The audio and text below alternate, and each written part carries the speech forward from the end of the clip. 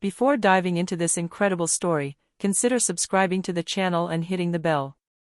Every story here has something to say, and you won't want to miss a single one. 42-year-old Julian Carter had always dreamed of a house with a swimming pool. After years of hard work as a software engineer, he was finally able to afford this little haven in a quiet Texas suburb on Maple Street. For him, the pool was more than just a luxury, it was a reward, the result of sacrifice, long sleepless nights, and constant effort. But this personal paradise quickly became a nightmare. His neighbors, the Johnsons, the Millers, and the DeVises, had taken to using his pool without ever asking. At first, Julian let it slide, a dip by the Johnson children one afternoon, an impromptu barbecue by the Millers one weekend. He told himself it was only occasional. But soon, the exception became the rule. The shouting, the music, the trash left by the water's edge. Julian felt like a stranger in his own backyard. The more he tried to set boundaries, the more his neighbors acted as if his words didn't matter. Worse still, some dared to invite their friends and colleagues over, transforming his private pool into a public space. One summer evening, coming home early from work, Julian found a dozen people he didn't know drinking, laughing, and dancing around his pool as if they were right at home. He stood there frozen for a moment, his fists clenched, his heart pounding. It was the final straw. That evening, in silence, he made a decision. He was going to act. And what he did next would mark Maple Street forever. Maple Street in the small town of Frisco, Texas, had all the makings of the American dream.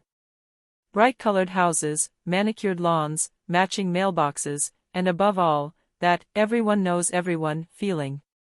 On the surface, it was a tight-knit community, held together by communal barbecues in the summer, synchronized Christmas decorations in the winter, and neighbors always eager to exchange a few words as they turned a corner. Julian Carter had moved here 2 years ago.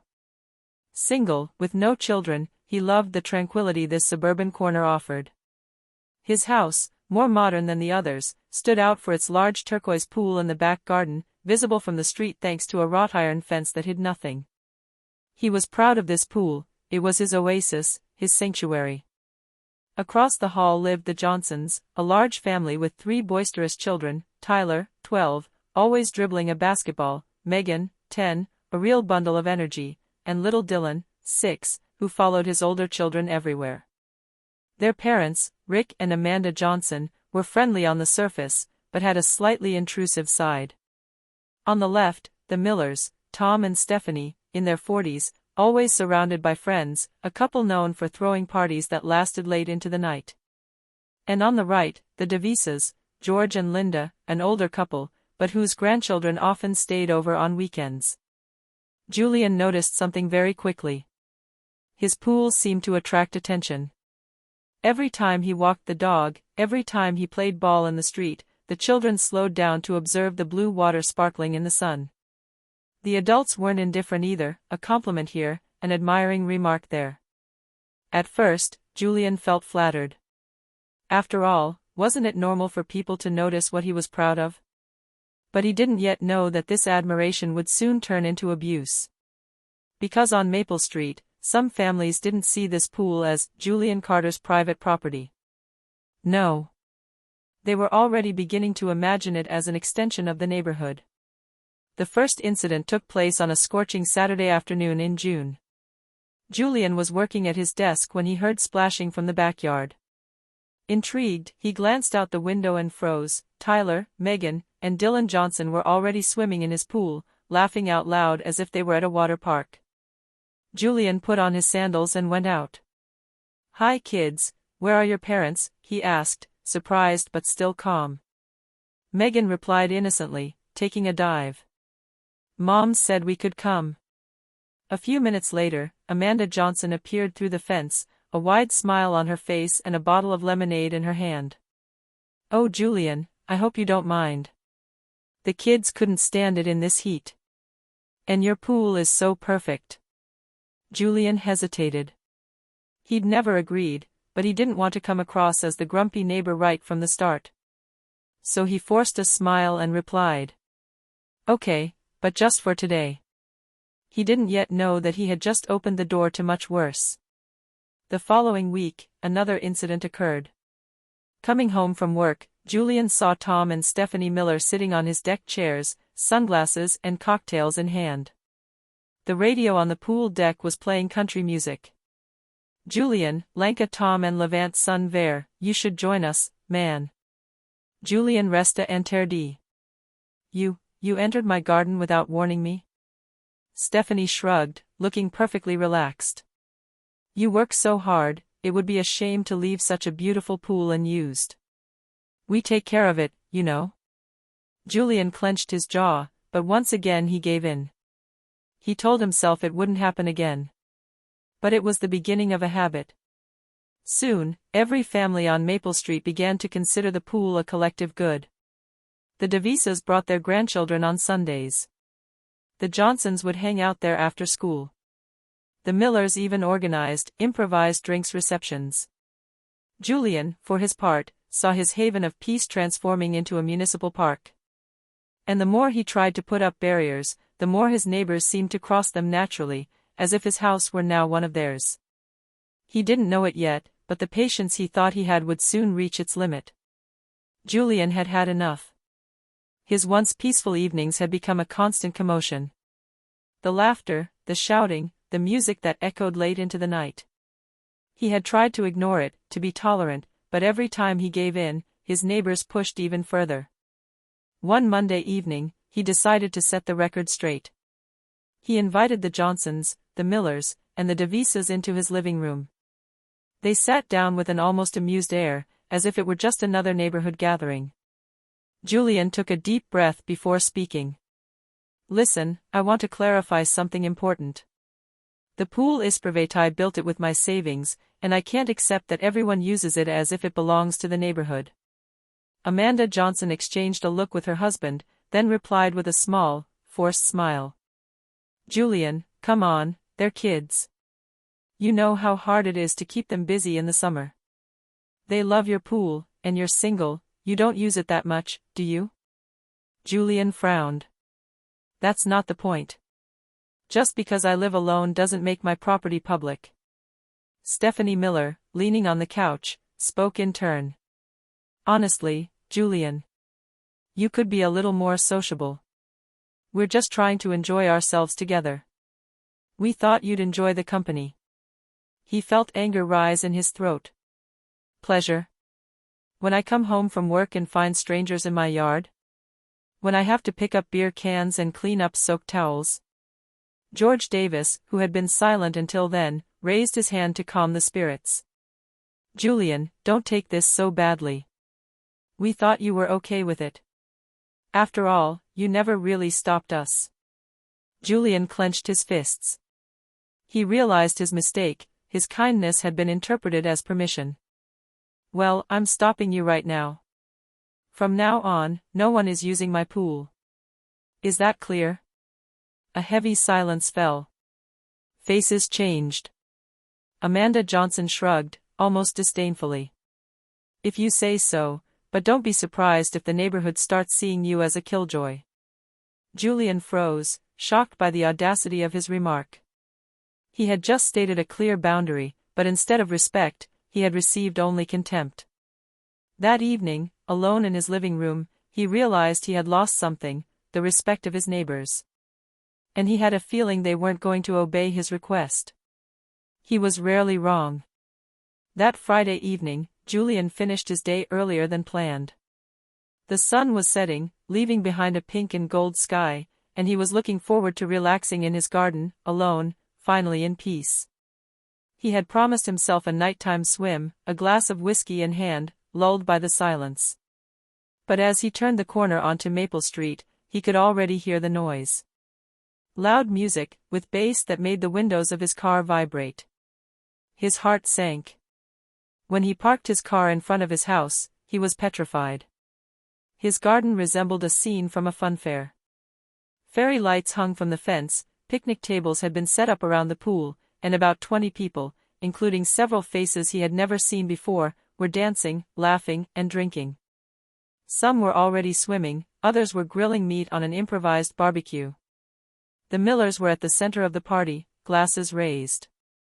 Rick Johnson, beer in hand, sang at the top of his lungs, while the Devises chatted quietly as if this was all perfectly normal. Julian walked briskly down the path, his eyes fixed on the scene. As soon as he opened the garden gate, a few heads turned towards him. "Hey! Here's the owner," creates Tom Miller, hilarious. "Julian, come on. We have cold beer." Julian stood there, his gaze frozen. "Get out of my house," that he said in a harsh voice. An awkward silence fell for a few seconds, quickly broken by Amanda Johnson, who rolled her eyes. "Oh Julian, relax. It's Friday night, let's have some fun. You should be happy, your pool is the star of the neighborhood." He clenched his fists. "I told you clearly that it was over. Didn't you understand anything?" A man Julian had never seen before, probably a friend of the Millers, burst out laughing. "Dude, stop being a party pooper. It's just a pool, relax." Julian felt a dull rage rise within him. He looked at the cans floating in the water, the soaked towels thrown over his patio furniture, the smell of meat seeping into his curtains. His sanctuary had become a party ground, and no one respected his word. Without another word, he turned and went home. The music started up again behind him, as if his words had never existed. Sitting in the dark of his living room, Julian knew it was over. Diplomacy, patience, discussion, all had failed. He took a sip of whiskey, stared at his reflection in the window, and muttered to himself. Enough. That was the last time. That night, he made a decision. And his plan would leave no one wanting to return to his pool. Julian spent the rest of the night without sleeping. Every burst of laughter, every scream from his garden, was like a slap in the face. Lying on his sofa, he stared at the ceiling, his jaw clenched. Diplomacy had failed.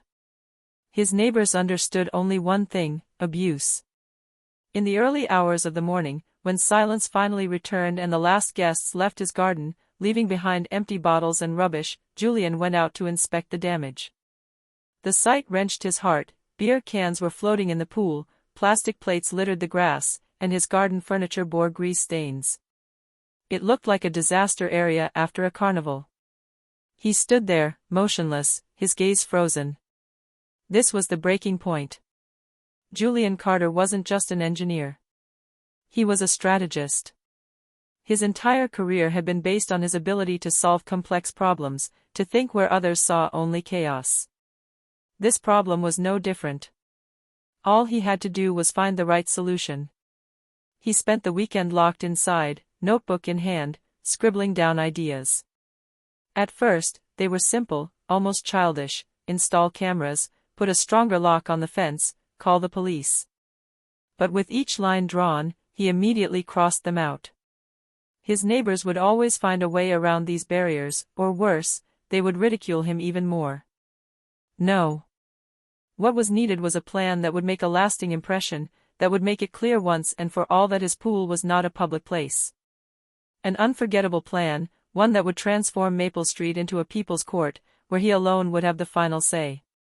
On Sunday evening, as he watched his pool empty of its turquoise water, for he had already turned on the drainage pump, a brilliant idea crossed his mind. An idea that combined his technical genius and his thirst for justice. Julian gave a bitter smile. You wanted my pool, fine. But you'll never forget what comes next. He had just had his epiphany.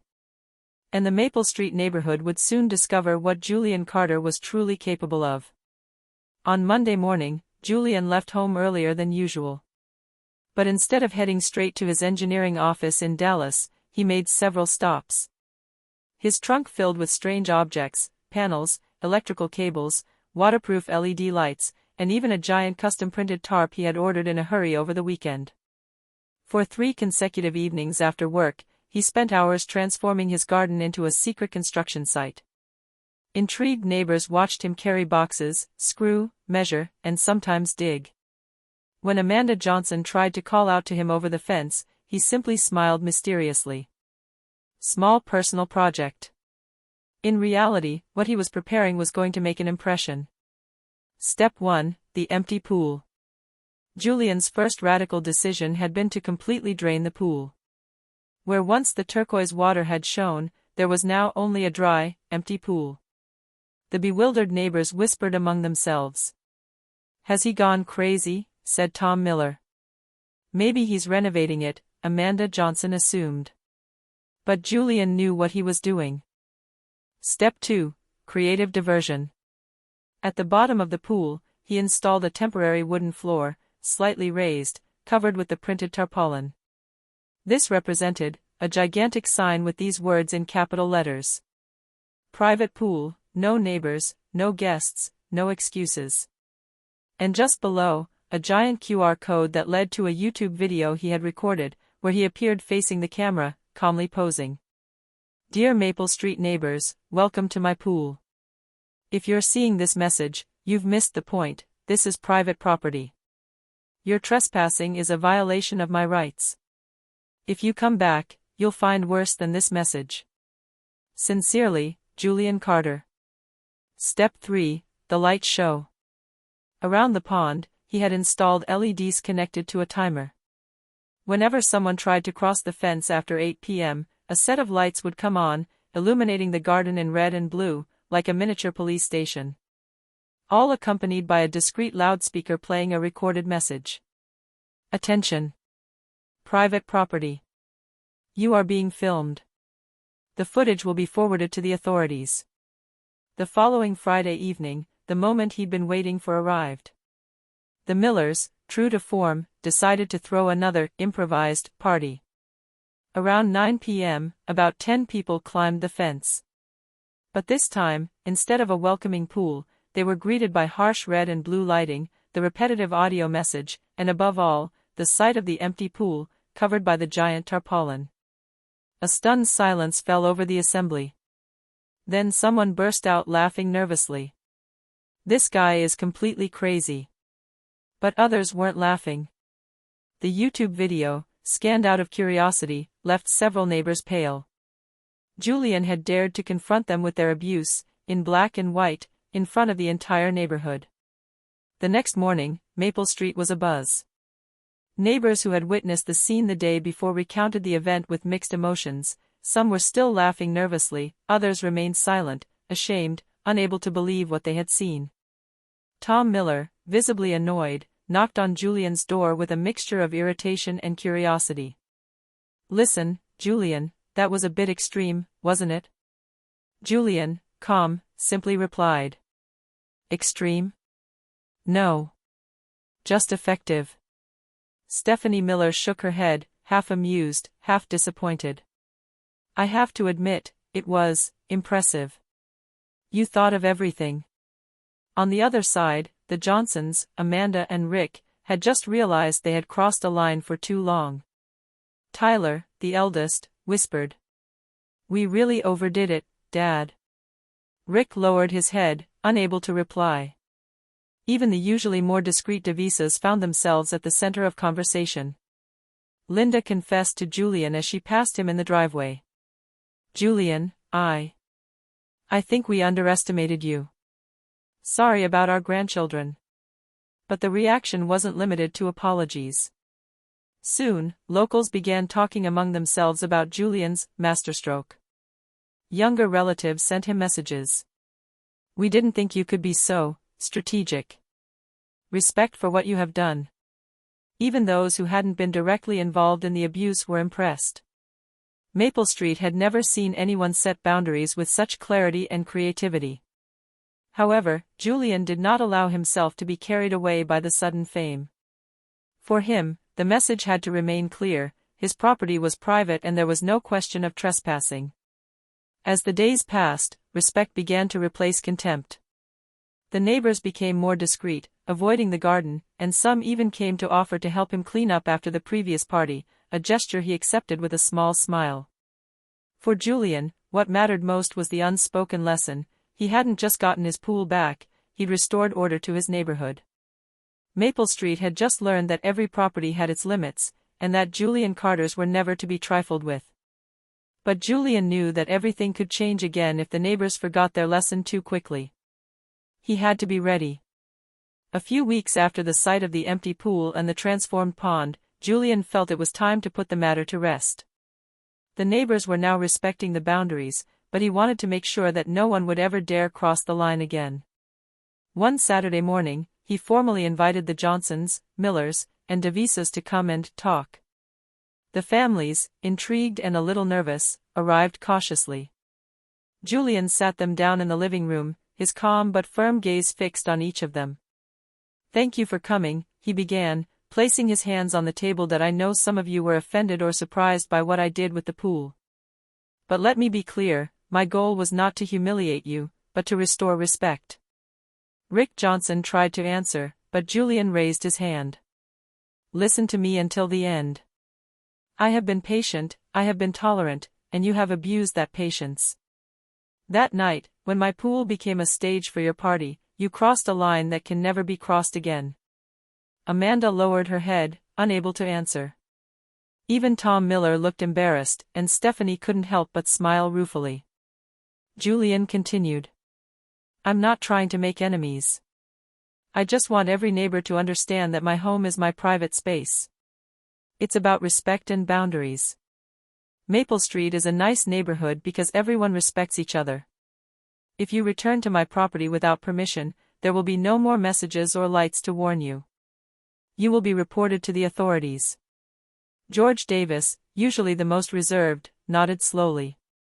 "You're right, Julian. We were disrespectful. I think we've all learned our lesson." A silence followed. Then Tyler, Johnson's son, spoke timidly. "Mr. Carter. I'm sorry for all of us. We won't do it again." Julian felt a quiet satisfaction.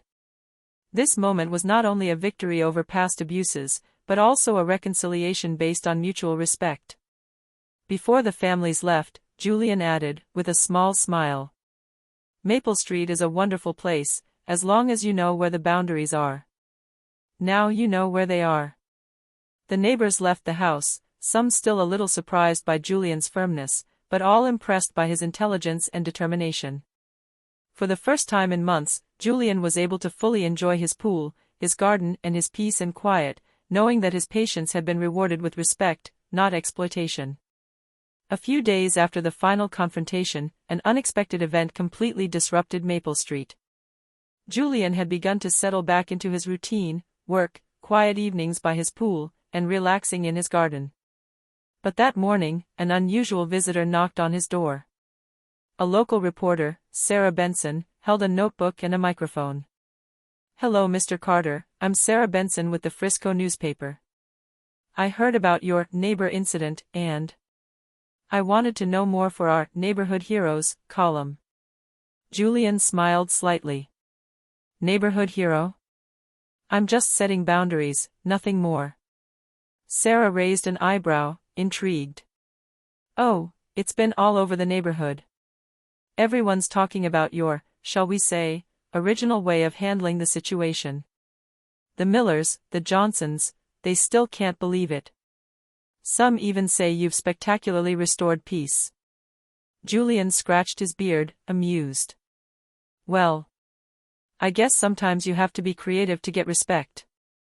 The journalist insisted on filming Julian explaining his method. He showed the empty pool, the giant tarpaulin with the sign, the LED lights, and the alert system. The video was quickly shared on local social media. The reaction was immediate. Maple Street became famous in the city. Neighbors from other neighborhoods came to see Julian's garden, impressed by his ingenuity. Some parents even came to formally apologize, acknowledging that their children had learned a vital lesson in respect. But the real turning point came the day the Millers and Johnsons invited Julian to a barbecue, in his backyard, this time with his permission. Rather than feeling invaded, Julian realized that his gesture had not only restored respect, but also created a new kind of connection. The neighbors, impressed by his intelligence and firmness, now looked to him as a silent leader in the neighborhood. Julian smiled, watching the children play by the pool under his watchful eye. Fear and arrogance had been replaced by respect and gratitude. Maple Street was no longer the same, and neither was he. What began as a simple dispute over a pool had turned into a lasting lesson about boundaries, respect, and intelligence. Julian Carter was no longer just another neighbor, he had become a role model for the entire community. In the following weeks, Maple Street returned to a tranquility it hadn't known for a long time. Julian Carter had managed to establish a perfect balance, his neighbors now respected his boundaries, and the pool was no longer a place of abuse, but sometimes a shared space with his permission. Julian had installed a small, discreet sign at the entrance to his garden. Private property, access only with permission from Julian Carter. Simple, clear, but effective. Every family saw it every time they walked down the street, reminding them that respect was the key to coexistence. One Saturday afternoon, the Johnson children came to play by the pool, accompanied by Tyler and Megan. Julian watched them from the deck, a slight smile on his face. "You can play here, but only with me," he said calmly. The children nodded happily, and Julian felt satisfied. The Millers invited him to their own backyard barbecue, this time without overstepping any boundaries. Even the DeVisas brought flowers for his garden, as a gesture of apology and respect. The neighborhood had learned an important lesson: Julian Carter was not just a demanding neighbor, but a man capable of combining intelligence, firmness, and creativity to defend what was his. His action, initially perceived as extreme, had become an example of quiet and respectful leadership. Maple Street returned to serenity, but with a new, unspoken order. Everyone now knew their limits. Julian, meanwhile, could finally fully enjoy his haven of peace, savoring every moment in his pool, under the Texas sun, knowing that respect had triumphed. And, for all the neighbors, the name Julian Carter became synonymous with authority, wisdom, and a surprisingly creative sense of justice.